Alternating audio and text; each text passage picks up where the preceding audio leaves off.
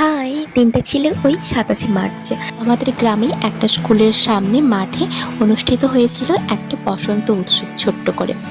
বেশিটা দূর নয়, একদম কাছাকাছি, যদিও বা হেঁটে হেঁটে যাওয়ার কোনো ইরাদা ছিল না। বাট যেহেতু আমাদের বাইকটা আমরা ব্যাঙ্গালোর নিয়ে চলে গেছি, তো সেই জন্য আর এখানে বাইক এবারে কেনা হয়নি, ভেবেছি পরের বারে এসে হয়তো নেব। তাই জন্য বেশিটা দূর নয়, ভাবলাম গিয়ে চলো হেঁটে হেঁটে যাওয়া যাক। দাদা বলেছিল আনতে আসবে, ভাবলাম না ঠিক আছে থাক, একটুখানি রাস্তা হেঁটে না হয় চলেই যাব।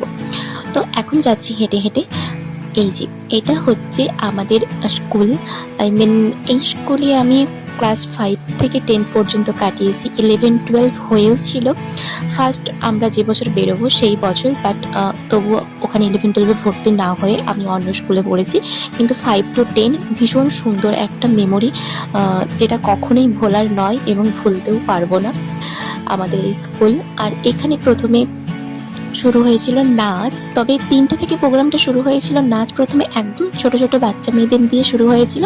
প্রথমে ছোটদেরকে দিয়ে নাচ শুরু হয়েছিল, তারপর শেষে কিন্তু বড়দের হয়েছিল। তবে শেষ পর্যন্ত আমরা থাকতে পারিনি, এটুকু সময় থেকেছি, তারই ছোট ছোট ক্লিপ নিয়ে তোমাদের সাথে একটা মিনি ব্লগ নিয়ে শেয়ার করলাম। তারপর এখানে অনেক ফুচকা দোকান এবং রোল, পকোড়া, অনেক কিছুই দোকান এখানে বসেছিল, কিন্তু অন্য কিছু খাওয়া হয়নি। কিন্তু ফুচকাটা অবশ্যই খাওয়া হয়েছে, সেটা কি করে ভুলে যাই বলো।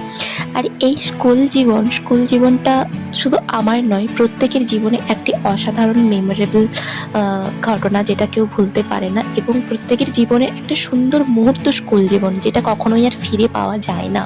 আমরা প্রত্যেকেই মিস করি কিন্তু এই স্কুল জীবনটা। তো ওখানে ফুচকা আমিও খেয়ে নিলাম। এখন এখানে একটু বড়দের নাচ হচ্ছে, এরপরে কিন্তু আরও বড়রা যারা আছে ওরা নাচ করবে। এখন কি গানে নাচটা হচ্ছে চলো তোমাদেরকে একটু শুনিয়ে দিই।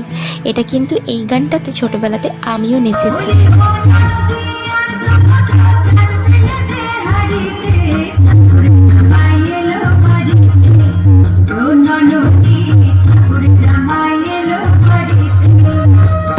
এখন চলে এসেছি বাড়ি। ভিডিওটা আর বাড়লাম না, দেখা হচ্ছে আবার নেক্সট কোনো ভিডিওতে। সবাই ভালো থেকো, সুস্থ থেকো, বাই বাই।